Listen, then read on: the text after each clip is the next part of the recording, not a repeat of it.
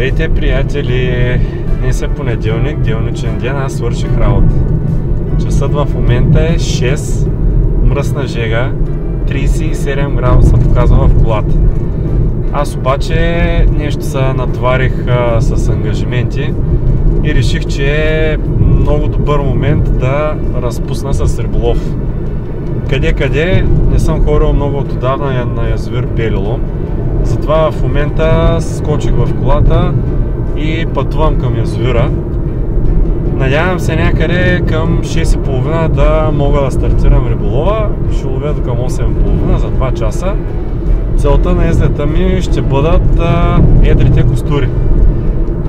Да ви кажа, тръгвам към язовира, въпреки че получих доста негативна информация за язовира, а именно, че значително е паднало нивото му, съответно бреговете са кални и усеяни с водорасли.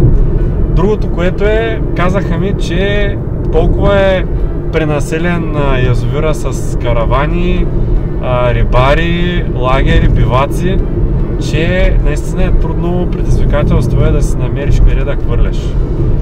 Затова реших, че делничен ден ще е по-удачният вариант да отида на язовира. Ще видим какво ще се получи. Надявам се първо да си намеря място, където да хвърлям. Това ми казаха, че е основното условие. Оттам нататък взел съм някоя друга цикада, взел съм някоя друга плесна, естествено силикони. Ще експериментирам, за да видя къде са рибите, тъй като от миналата година не съм ловил от брега на язовир Бели Лом. Направих вече един язовир от проходилката, но от брега това ще ми е първият излет тази година. Така че ще експериментирам, наистина, за да видя първо къде са рибите, второ какви са им предпочитанията към примамки и надявам се да се получи един добър риболов. Още малко пътувам и се включвам директно от язовира, за да ви покажа излета.